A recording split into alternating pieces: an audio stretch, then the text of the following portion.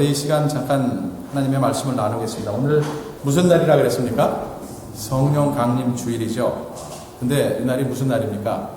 우리 대체로 성령 강림절하면 성령이 임하셨다라는 정도에서 그치는데 얘기가 거기서 그치면 안 되죠. 믿는 자에게 성령이 임하셨다.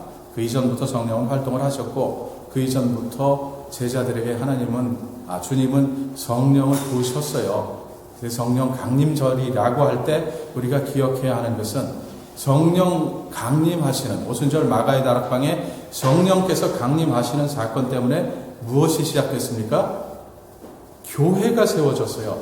성령 강림절을 교회와 분리해서 생각하는 것은 어불성설, 말이 되지 않습니다. 자, 오늘 성령 강림주일하면 말하자면 누구의 생일입니까? 교회의 생일이에요. 교회의 생일. 교회가 탄생한 그런 날이다라고 하는 것. 더욱이 우리 교회가 굉장히 약합니다. 수적으로 여러모로 약합니다. 그럼에도 불구하고 우리에게 하나님의 마음을 주셨어요. 교회를, 무너진 교회의 터를 다시 세워서 회복하라라는 이 마음을 주셨는데, 우리가 회복하고 싶은 이 교회는 세상에 있는 많은 교회들 비난하려고 하는 마음이 아니라 그분들이 어찌하건 간에 그분들과 상관없이 우리는 하나님께서 원하시는 모습, 성경적인 교회, 신약적 교회의 모습을 회복했으면 좋겠다라고 하는 이 비전을 가지고 나가는 거죠. 더욱이 사도행전적인 교회의 이 원형이 무엇인가를 보면서 우리가 그 길로 가고 싶어서 지금 가고 있습니다. 아주 쉽게 얘기하면 흩어지는 게 더 쉬워요. 그죠? 가서 편하게, 아니면 거기 가서도 헌신하시면서 예수 섬기셔도 되는데, 우리가 굳이 여기 남아서 이 수고를 하고 있는 이유는 하나님이 비전을 제시하셨고 그걸 이루기 위해서 우리가 수고의 땀방울을 흘리는 거죠.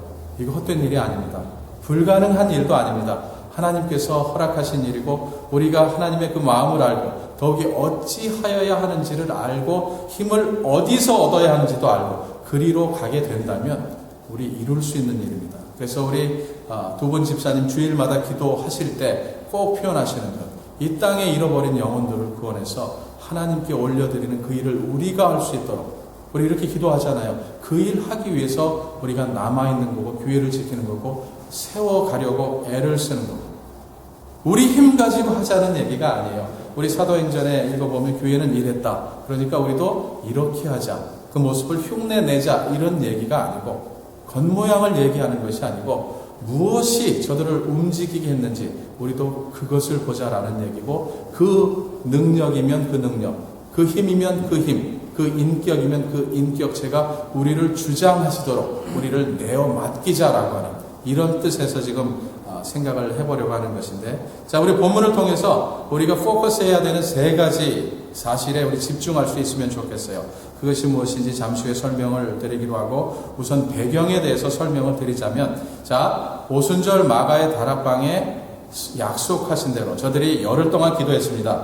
예수님께서 부활하신 후에 40일 동안 제자들에게 보이시고 이제 위로부터 약속하신 그 능력을 덧입기까지 너희가 이성에 유하라라고 하는 이런 약속을 주셨을 때 제자들은 어떤 마음을 가졌죠? 그것이 곧 무엇이다? 기도하는 것이다. 기도해야 하는 것이다. 라고 주님의 뜻을 알고는 전혀 기도하기에 힘쓰는, 정말로 기도 한 가지에 포커스를 맞춰서 기도했어요. 얼마나 기도해야 되는지 저들은 알지 못했습니다. 그런데 열흘쯤 되었을 때, 그날이 마침 오순절 날이었고, 그날에 주님께서 약속하신 성령께서 마가의 다락방에 임하는 이 놀라운 사건이 벌어졌죠. 그래서 저들이 새로운 방언으로 기도하기를 시작하는데, 사람들 귀에는 어떻게 들렸습니까? 이게 통변이 필요하고 이런 방언이 아니었고 자기 말로 들렸다고, 각자 자기 말로 들렸다고 성경이 명확하게 이렇게 적고 있죠. 그 이후에 어떤 일이 벌어졌습니까? 이 일을 설명하기 위해서 우리가 대낮에 술 취한 것이 아니라 새술에 취했다라고 베드로가 설명을 해가면서 이랬을 때에, 예수님을 전했을 때 많은 사람들이 주의 품에 돌아오는 놀라운 역사가 벌어졌고, 그 직후에 벌어진 일이 뭐죠? 제9시쯤 기도하러 가야 하는데, 기도하러 가기 위해서 정전에 올라가는데 베드로와 요한이 누굴 보게 됩니까? 구걸하는 신체 장애를 가진 어떤 분을 보게 되죠. 그분이 돈 한 푼 주십시오 했더니 베드로와 요한이 뭐라고 얘기를 합니까?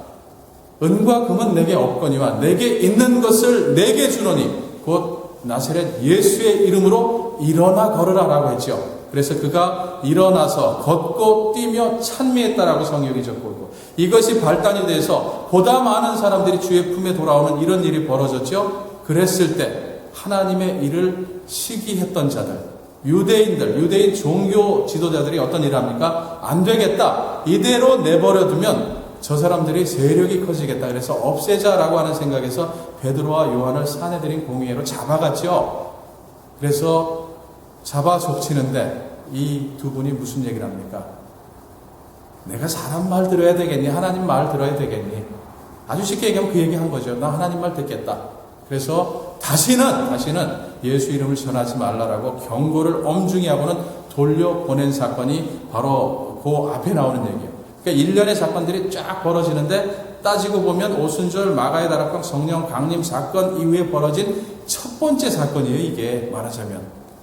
그러니까 지금 무슨 얘기를 하고 있냐면, 이분들이 이런 상황에서 어떻게 했는지를 우리 볼 수 있다면, 그리고 우리도 저들을 닮아갈 수 있다면 정말로 따끈따끈한 신약교회의 원형을 우리도 카피할 수 있어요. 흉내내자는 것이 아니에요. 그대로 하자는 거죠. 성령 하나님의 인도하심 속에서 우리도 그렇게 해보자라고 하는 것. 자, 우리가 주목해야 되는 첫 번째 뭐냐면, 이 부분 간단히 지나갈 건데, 저들의 교제에 대해서 우리가 굉장히 주목해야 되는 것이 아니냐 하는 건데, 23절을 보니까 이렇게 적혀 있어요. 사도들이 노임에 그 동료에게 가서 제사장들과 장로들의 말을 다 고하니. 자, 굉장히 재미있는 표현을 썼어요. 동료에게, 같은 종류에게, 같은 과에게 갔다, 이런 얘기죠. 근데 영어로 보면 무슨 단어를 사용했냐면, NIV translation을 보니까 Peter and John went back to their own people, 이렇게 적고 있어요. 마치 지금 이 NIV가 이렇게 트랜슬레이트 했을 때 그 의미가 뭐냐면, 원래 거기 있던 사람들이 잠시 잡혀갔다가 다시 마치 자기 집으로 돌아가듯이 거기로 돌아갔다, 원래 속했던 곳으로 돌아갔다라고 하는 이런 어투로 번역을 해놨다는 것. 이분들이 어디 속했습니까? 가정이 있죠, 그죠? 당연히. 근데 이분들은 어디를 집처럼 생각했냐면 교회를 그렇게 생각했다고. 당연히 그 교회는 어디 있었어요? 마가의 다락방에 있었겠죠, 그죠? 이제 예수님께서 약속하신 성령이 임하신 지 얼마 되지 않은 시점이기 때문에 당연히 마가의 다락방으로 돌아갔다라고 합니다. 자, 무슨 얘기를 하냐면, 우리도 다 집안 팽개치고 교회에 모입시다, 이 얘기가 아니고, 교회라는 데가 이렇다는 거예요. 집 같은 곳, 가족이 있는 것 같은 그런 장소. 지금 그 일을 위해서 우리가 애쓰고 있어요. 기도하면서 하나님 우리 마음을 더 여시고 우리를 주장해 주셔서 우리가 우리 의지가 아니라 성령의 인도하심 속에서 서로 교제하면서 삶을 나누고, 그래서 그리스도의 몸을 아름답게 더욱 이루어갈 수 있도록 축복하십시오. 우리가 성령 안에서 하나 되게 하십시오. 우리 그 노력하고 있잖아요, 그죠? 그러니까 이 부분 우리 굳이 더 나눌 이유가 없을 것 같고, 어쨌거나 베드로와 요한이 마가의 다락방으로 돌아가서 한 얘기는 어떻게 그 사람들에게 대우를 받았고 협박을 당했다는 얘기죠. 그렇게 했는지, 그리고 저들에게 무슨 얘기를 했는지, 이런 얘기를 전했을 때 성도들은 같이 듣고는 뭔가 반응을 보였다라고 하는 것. 자, 두 번째 우리가 초점을 맞춰야 하는 얘기가 뭐냐면, 이런 베드로와 요한의 얘기를 들은 후에 같이 있었던, 오순절 마가의 다락방에 같이 있었던 사람들이 어떤 반응을 보였을까? 이 반응에 우리가 주목할 필요가 있는데, 자, 제가 24절부터 30절 다시 읽을까요? 길죠? 그냥 눈으로 한번 보셨으면 좋겠어요. 베드로와 요한의 증거를 들은 다른 믿는 이들의 반응이 무엇이었습니까? 한 단어로 표현하자면 어떻게 했어요? 그 얘기를 듣고는 기도죠, 기도. 이분들은 다른 반응을 보이지 않았습니다. 한마디로 기도라는 반응을 하나님께 보였다라고 하는 것. 한번 눈으로 잘 보셨으면 좋겠는데, 이 부분 개인적으로 굉장히 좋아하는 그런 구절이에요. 아마도 성경에 나오는 그 많은 기도의 내용들이 있는데, 그 중에 손으로 꼽으라면 뭐 몇 개 안 되는 아주 위대한 기도 중에 하나가 아닌가. 우리 초대교회 성도들은 이렇게 기도하며 살았다라고 이렇게 볼 수 있는데, 힘들 때 가끔 이 구절 펼쳐서 읽습니다. 그래서 천지가 진동하도록 하나님의 임재를 나타내시는 하나님의 그 사랑 때문에 다시 한번 힘을 얻고, 그래 내가 또 계속 갑니다. 내가 잠시 넘어졌고 쓰러졌고 옆으로 갔고, 그래서 지금 남들이 보기에 실패한 모습일런지 모르지만 하나님이 힘주시기 때문에 이 길로 또 갑니다. 라는 이런 생각을 회복할 때가 많이 있는데, 자, 이분들이 보였던 반응 중에 아닌 것 한번 얘기를 해보자면 어떤 거겠어요? 자, 베드로와 요한이 와서 전했던 얘기 중에 절반은 저들이 보였던 위협이죠, 위협. 저들이 누굽니까? 이스라엘의 종교 지도자들. 이분들이 무슨 일을 했어요? 얼마 전에? 한 6, 70일 전에 어떤 일을 했냐면 영광의 주, 메시아, 예수 그리스도를 어떻게 했어요? 십자가에서 다 죽게 만들었던 그런 사람들이에요. 저를 못 박으소서, 예수를 못 박으소서 해서 예수를 십자가에 달려 죽게 했던 그런 사람들. 이분들이 베드로와 요한에게 점잖게 얘기했겠습니까? 살해 위협이에요. 한 번만 더 그러면 너도 똑같은 일을 당할 것이다 라고 하는 이런 살해 위협을 했을 때, 그리고 거기서 풀려나서 그런 얘기를 다른 믿는 사람들에게 전했을 때 이분들이 가졌을 수도 있는 생각은 뭐겠어요? 아, 우리가 뭐 잘못했나? 우리가 예수 믿고 이분이 메시아라 그러니까 따랐을 뿐이고 이분이 원하시게 그렇게 살았을 뿐인데 우리가 받는 대접은 뭐라고요? 살해 위협이라면 세상 참 우울해진다, 꿀꿀해진다, 계속 믿어야 할 것인가, 이런 생각할 수도 있었을 거예요. 그죠? 이런 쪽으로 가지 않았습니다. 우울하게 만들지 않았어요, 스스로. 또 어떤 생각을 가졌을 수도 있냐면 옛날에 이분들은 어떤 분들이었어요? 자, 우리 금요일 저녁에 나눴던 말씀처럼 예수께서 십자가에 달려서 돌아가셨을 때 다니엘을 통해서 미리 말씀하신 얘기가 He will have nothing. 아무도 그 주변에 없을 것이다. 그리고 실제 모두 다 예수를 버리고 다 도망가버린 그런 상황이 벌어졌는데 그런 일을 했었던 분들인데 이분들이 어떻게 했어요? 지금 어떻게 하고 있습니까? 옛날 같으면 도망갔지요. 내가 잡히면 죽을 수도 있는데 라는 생각에서 도망갔었을 분들인데 이분들이 그렇게 하지 않았어요. 또 모였어요. 자, 우리가 회의를 해보자. 지금 위협을 당하고 있는데 우리가 어떻게 할 것인가 한번 우리가 뜻을 모아서 우리가 결정하는 대로 그렇게 나가자. 이런 쪽으로 가지도 않았습니다. 또 한 가지 더 보태자면 베드로와 요한이 얘기해주는 얘기, 들으면 얼마나 멋있어요. 멋있게 전도를 했는데 사람들이 쫙 몰려들었고 이걸 시기한 사람들이 우리를 시기해서 죽이려고 한다. 근데 우리는 버텨냈다. 그래서 이렇게 살아왔다. 이걸 마치 무용담 듣듯이 들으면서 잘했네요. 나도 한번 해봤으면. 가십거리 만들지 않았다는 거예요. 말장난에 그치지 않았다는 것, 이분들은. 이 간증을 듣고는 반응을 보였는데 그것이 무엇이었다고요? 하나님께 나아가서 이 상황에 대해서 하나님께 아뢰면서 하나님으로부터 얻어지는 그 무엇을 구하는 것이 이분들의 반응이었다라고 합니다. 한마디로 뭐예요? 뭐 했다는 얘기입니까? 이분들이 보인 반응. 첫 번째 사건이에요. 오순절 마가의 다락방에 성령이 강림해서 교회가 세워지고 교회가 겪었던 첫 번째 이적에 관한 그런 얘기인데 이분들이 보였던 반응. 기도였다는 것. 기도였다는 것. 여러분, 교회가 뭐 하는 데입니까? 교회는 기도하다가 만들어졌어요. 기도하다가 탄생이 됐습니다. 약속하신 대로 기도하는 중에 성령이 임했고 어려운 일을 당하니까 지금 교회가 뭐 하고 있습니까? 기도입니다. 교회는 기도하는 것이에요. 만민이 기도하는 하나님의 집. 기도. 그냥 기도로 하나님 앞에 나아갔다는 것. 자, 이 기도가 어떤 것인지 한번 보세요. 여러 가지 특징을 이 기도 속에서 발견할 수 있는데 제가 이 말씀을 준비하면서 보게 된 중요한 특징이 하나 있다면, 가장 중요한 것이 하나 있다면 이분들은 기도, 하나님 사정이 이렇게 됐습니다. 어떻게 해보십시오. 이런 종류의 기도가 아니었고 기도를 하되 어떤 기도를 했어요? 하나님의 말씀을 붙잡고 하나님이 원하시는 기도를 했다라고 합니다. 이분들에게는 철저하게 하나님의 말씀의 베이스를 깔은 그런 기도였다라는 사실이 굉장히 중요하죠. 자, 저희가 듣고 일심으로 하나님께 소리를 높여 가로되 대주제여 천지와 바다와 그 가운데 만유를 지으신 이시오. 자, 성경을 압축해서 하나님이 어떠한 분이신지, 세상을 지으시고 세상을 지켜나가시는 크리에이터일 뿐만 아니라 서스테이너라고 하나님 앞에 고백하면서 지금 기도하고 있어요. 대주제요. 얼마나 멋있는 단어입니까? 온 세상을 주관하시는 크신 하나님이시여. 이렇게 기도하는 것. 여러분, 이분들이 왜 이렇게 기도한 겁니까? 멋있게 들리려고, 혼나게 기도하려고? 우리 그런 분들이 있어요. 자꾸 뭘 적어서 외워요. 기억하시려고 하는 노력이라면 제가 이렇게 말할 수는 없지만, 멋있는 기도 하시기 위해서 자꾸 뭘 적으시는 분들이 있어요.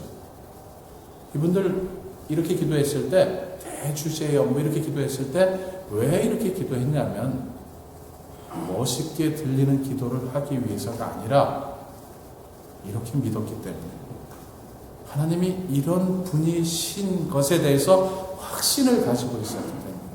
자, 지금 상황을 보니까 굉장히 혼란스럽게 돌아가죠. 그런데 그분들이 믿고 있었던 하나님은 어떤 하나님이시냐면, 온 세상을 지으실 뿐만 아니라 자기의 선하신 뜻대로 주관하시는 분이시기 때문에, 정말로 믿었기 때문에 이렇게 기도할 수 있었다는 거예요. 자, 25절, 26절을 보니까 그냥 기도하는 게 아니라 시편 2편에 나오는 말씀을 인용해 가면서 기도를 하는데, 또 하나님은 주의 종 우리 조상 다윗의 입을 의탁하사 성령으로 말씀하시기를, 어찌하여 열방이 분노하며 족속들이 허사를 경영하였는고 세상의 군왕들이 나서며 관원들이 함께 모여 주와 그 그리스도를 대적하도다 하시니로소이다. 이 구절이 어디 나오죠? 시편 2편에 나오는 메사이어닉 썸이라고, 예수님께서 그리스도로 오실 것이다라고 미리 예언적으로 적게 하신 그 시편 2편에 나오는 그런 말씀을 인용하면서 이렇게 기도를 했는데, 이거 역시 무슨 이유 때문에 이렇게 얘기합니까? 기도를 멋있게 데코레이트 하기 위해서 이렇게 합니까? 그렇게 하는 분들이 있어요. 뭔가 성경 구절 하나 집어넣어야 기도가 멋있게 된다라고. 형식에 관한 얘기가 아니에요. 자, 잠시 후에 얘기가 되겠지만, 이분들이 이런 성경 구절, 구약에 나오는, 시편에 나오는 예언의 말씀까지 끄집어내서 이렇게 기도하는 이유는, 이분들이 지금 무엇을 하고 있어요? 자신들에게 벌어지고 있는 이 박해라고 하는 상황을 바라볼 때 그냥 자기의 육신의 눈으로 바라보고 있지 않았다는 거예요. 그냥 어려운 일이 닥쳤으니까 어찌하면 좋습니까? 이런 종류의 기도가 아니라, 정확하게 이 상황이 왜 벌어지고 있는지 하나님의 말씀을 통해서 해석하고 그 말씀에 따라서 하나님 앞에 기도하며 나아갔다라고 하는 거예요. 하나님의 말씀을 이해했어요. 그 말씀 가지고 세상을 비춰보니까, 이렇구나. 그렇다면 우리가 이렇게 기도해야 되겠구나 라고 하는 믿음을 가지고 거기에 걸맞게 하나님 앞에 기도하며 나아갔다라고 하는 거예요. 계속 반복되는 얘기지만, 말씀 따로 기도 따로일 수는 없어요. 그렇게 되질 않습니다. 기도하다 보면 말씀과 기도가 나란히 갈 수밖에 없다는 거예요. 이분들이 그렇게 지금 기도하고 있었는데, 자, 우리에게 잠시 다른 얘기를 하자면, 기도 생활을 우리가 열심히 하고 있는데 지금 보태져야 하는 요소가 있다면 말씀이죠. 말씀. 하나님의 말씀을 기도 제목 삼는 것, 이런 요소가 우리에게 많이 필요할 것 같다라고 하는 거예요. 자, 주보 앞면에도 제가 적었지만, 말씀을 묵상하는 중에 얻어지는 생각들, 하나님께서 주시는 생각들을 기도의 제목으로 바꿔서 하나님 앞에 아뢰는 이런 연습이 우리에게 많이 필요합니다. 특별히 말씀을 통해서 하나님이 어떤 분이신지 날마다 새롭게 발견하는 것. 우리 하나님 생각 안 해도 알고 있다고 착각을 해요. 우리 하나님 묵상하지 않아도 그 하나님은 변하지 않으시기 때문에 그냥 하나님에 대해서 내가 잘 알고 있고 나는 그냥 기도 안 할 뿐인데 라고 생각하는데, No, 아닙니다. 하나님에 대한 묵상이 없다면 우리 안에 있다고 하는 이 지식은 죽은 지식이에요. 하나님에 대한 묵상이 있고 하나님께서 새롭게 주시는, 이미 알고 있었던 것일지라도 새롭게 주시는, 하나님은 사랑이시다, 얼마나 많이 들어왔어요. 우리 이 얘기를 알잖아요. 근데 하나도 새롭지 않은데 어느 순간 하나님을 묵상하면서, 또 십자가를 통해서 보이신 그 사랑을 묵상하면서 성령 하나님께서 나와 함께 하신다는 이 사실을 생각하면서 가만히 앉아있는데 무언가 내 마음속에 뭉클함이 있고, 하나님은 사랑이시고 나를 붙드시는 분이시구나라고 하는 그 새로운 생각을 가지고 하나님 앞에 기도하며 나갈 때 얼마나 기도가 새로워집니까? 늘 했던 그런 기도의 제목인데 그런 감격을 주실 때 그 감격 가지고 하나님 앞에 나아간다면 기도가 달라지잖아요. 그죠?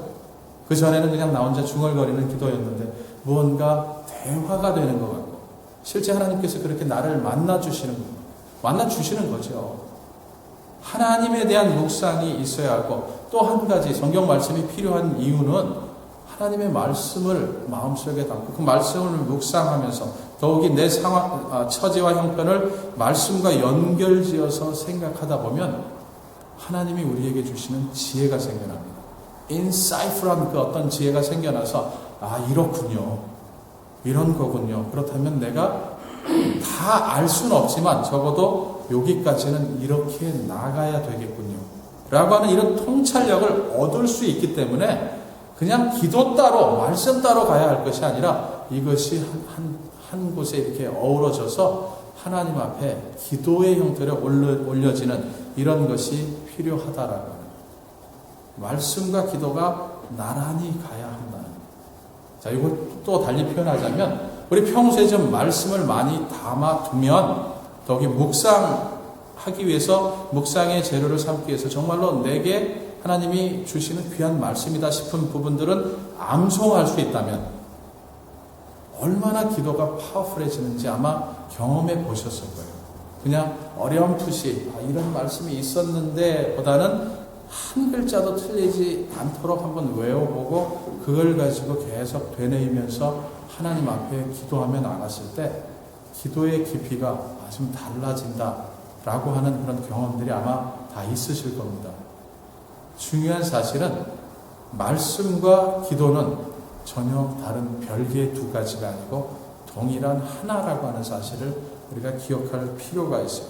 자, 제자들이 이렇게 기도를 했는데, 자, 27절, 28절을 보니까 이분들이 그 기도를 통해서, 말씀을 통해서 자신들의 상황을 어떻게 이해했는지 한번 보셨으면 좋겠어요. 제가 읽어볼게요. 27절, 28절인데, 과연 헤롯과 본디오 빌라도는 이방인과 이스라엘 백성과 합동하여 하나님의 기름 부으신 거룩한 종 예수를 거스려 하나님의 권능과 뜻대로 이루려고 예정하신 그것을 행하려고 이 성에 모였나이다. 지금 무슨 얘기를 하고 있습니까? 과거에 벌어진 일, 이분들이 이런 일을 하고 있었을 때 이분들의 관점에서 볼 때 과거에 벌어진 일에 대해서 얘기하고 있습니까? 아니면 벌어지고 있는 일, 그리고 앞으로 계속해서 벌어질 일에 대해서 얘기하고 있습니다. 잘 보세요. 무슨 얘기하고 있습니까? 우리가 얼핏 보면 십자가에서 예수님께서 억울하게 못 박히신 사건에 대해서 얘기하고 있는 것처럼 들리죠. 그렇게 보이는데 실제 뒷부분을 보면 하나님의 권능과 뜻대로 이루려고 예정하신 그것을 행하기 위해서 이 성에 모였나이다. 이렇게 기도하고 있어요. 이렇게 고백하고 있어요. 무슨 얘기입니까? 여러분, 제가 이 말씀 전에 이렇게 보면서 당연히 이 말씀은 시편 2편에서 인용된 말씀이고 시편 2편은 예수님에 관한 말씀이고, 그러니까 이 구절은 생각도 없이 그냥 지금 사도들이 이렇게 기도할 때 이분들은 예수님께서 십자가에서 죽으신 사건을 얘기하고 있구나라고 생각하면서 지나쳐버렸는데, 다시 이 말씀을 세세히 이렇게 살펴보니까 그 얘기가 아니에요. 그죠? 예수님께서 십자가에서 달려 돌아가신 얘기를 하면서 더불어서 무슨 얘기를 하고 있어요? 예수님을 따르는 오순절 마가의 다락방에 성령께서 강림하셔서 탄생하게 된 교회가 뭡니까? 그리스도의 몸이죠. 그리스도의 몸으로서 겪는 고난에 대해서 얘기하고 있다. 예수님께서 겪으신 것과 동일한 그 고난을 교회도 겪고 있다라고 이렇게 보기 시작했다는 거예요. 사도들이. 그냥 제가 잠시 오랫동안 잘못 알았던 그런 말씀처럼 예수님 안에서 다 이루어졌네 이 얘기가 아니고 예수님 안에서 이루어진 예언의 말씀이기도 하면서 초대교회를 통해서 이루어지고 있는 말씀이고 지금 21세기를 살고 있는 저와 여러분을 통해서도 이루어져 가고 있는 이런 말씀이다라고 하는 얘기가 쉽나요? 지금? 무슨 얘기인지 아시겠어요? 예수님께서 당하신 고난으로 끝난 것인데 사실은 예수님께서 우리에게 무엇을 맡기셨어요?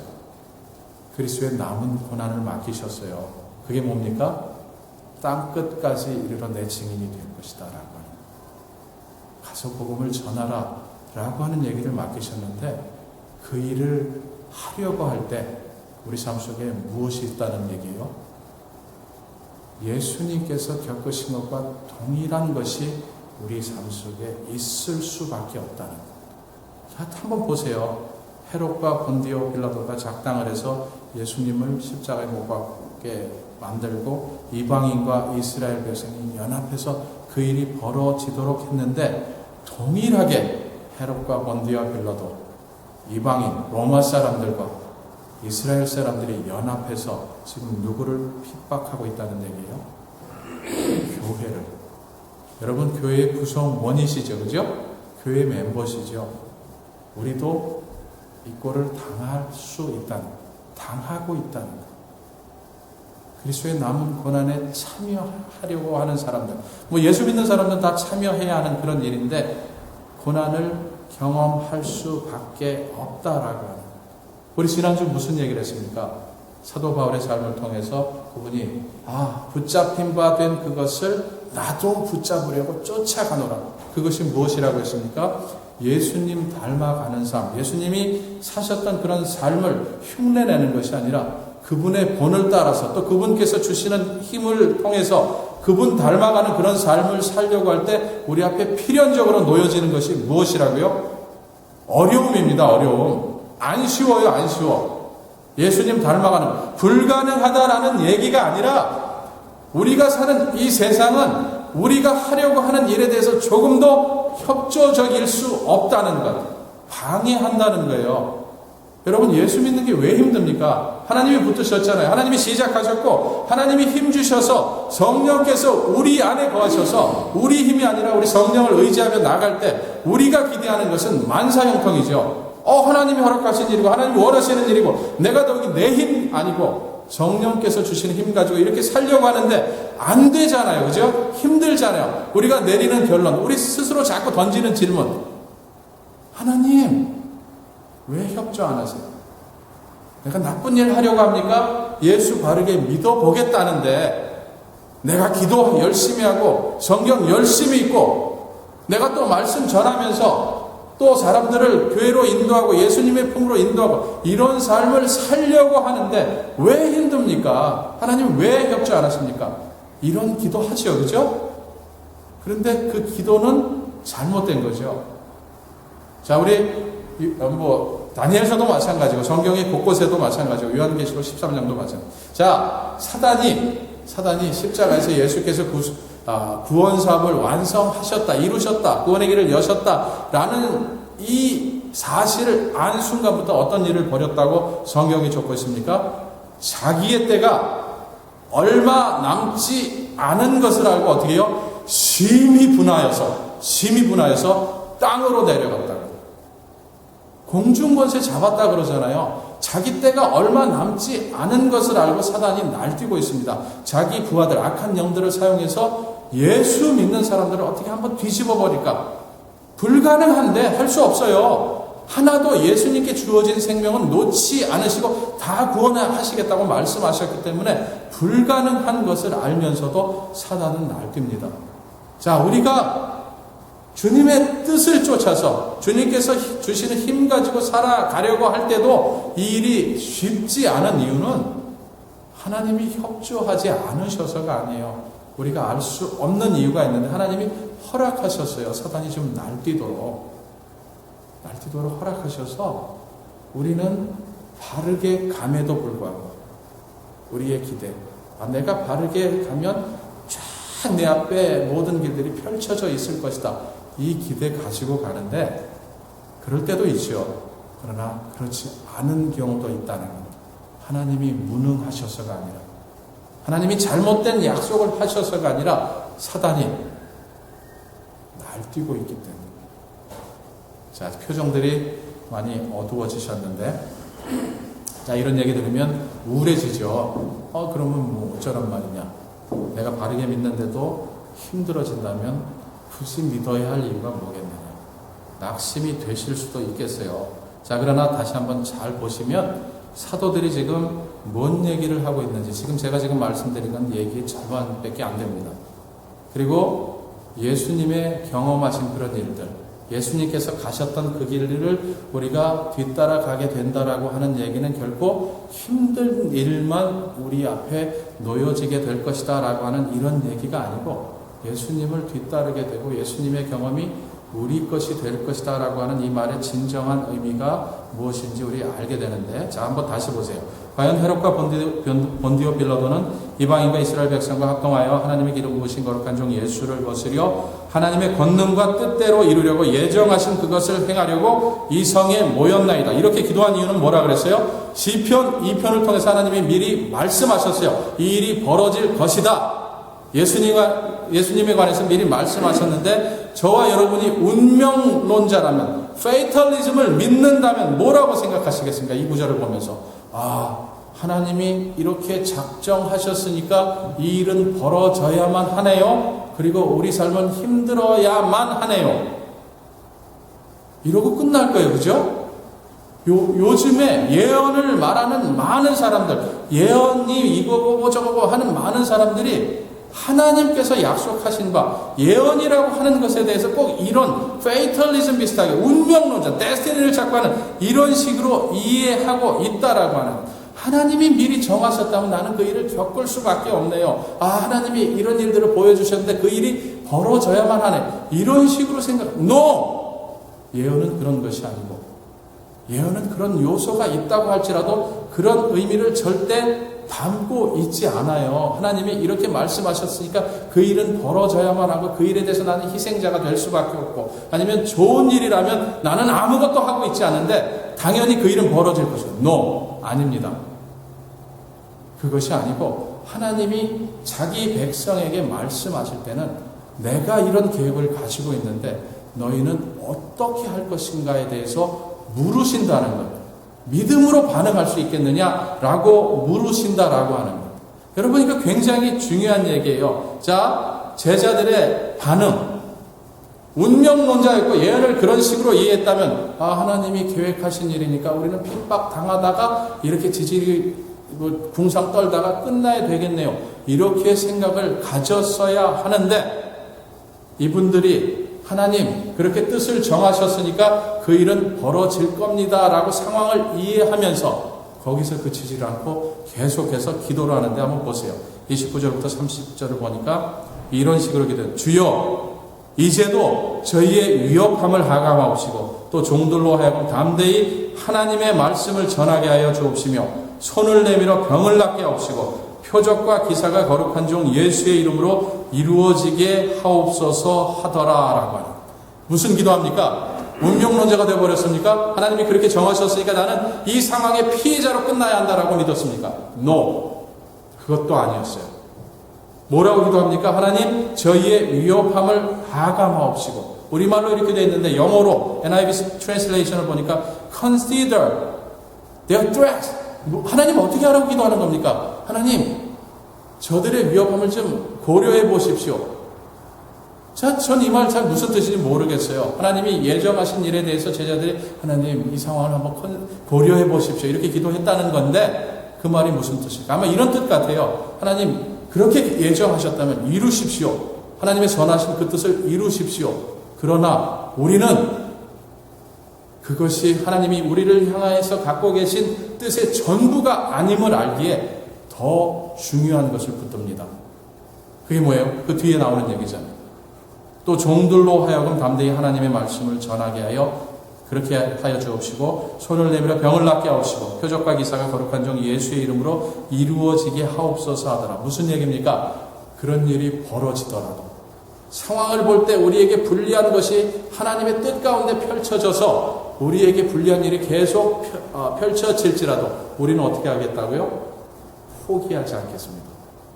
이 길로 계속 가겠습니다.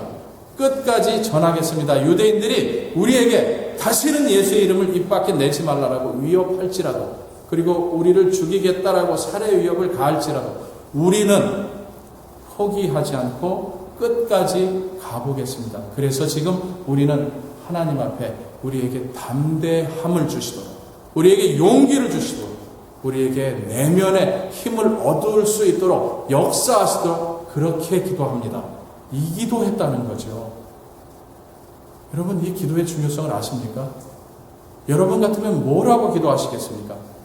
저 같으면 이렇게 기도했을 것 같아요. 하나님, 이 악한 세력들, 어둠의 세력들을 물리쳐 주십시오. 다 없애 주십시오. 저들의 위협을 낮춰 주십시오. 우리를 이 상황에서 빼내 주십시오. 이렇게 기도했을 거예요. 이 기도 나쁜 건 아니죠. 근데 만약에 제가 그 기도만 하고 앉았다면, 지금 위협을 가하는 상황에서 하나님 이 위협을 없애주십시오, 이 기도에만 초점을 맞추고 있었다면, 그래서 하나님이 제 기도를 들으셔서 그 위협을 없애셨다면, 그 다음에 제가 물어야 하는 질문이 생겨나죠. Then what? 어쩌라고요, 이제는? 이거죠, 그죠?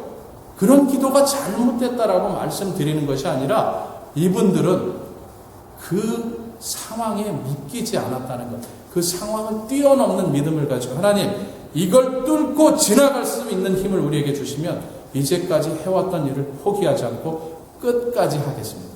끝까지 하겠습니다. 그것이 우리를 향해서 하나님이 갖고 계신 더 크고 중요한 뜻인 것을 알고 우리도 포기하지 않고 가겠습니다. 힘을 주십시오. 했고 하나님은 힘을 주셨다고 31절에 적고 있어요.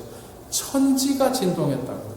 그 사람들이 있었던, 천지는 아니죠, 그 사람들이 있었던 장소가 진동했다는, 무슨 뜻이에요? 하나님이 들으셨다고 응답하셨다는 얘기죠.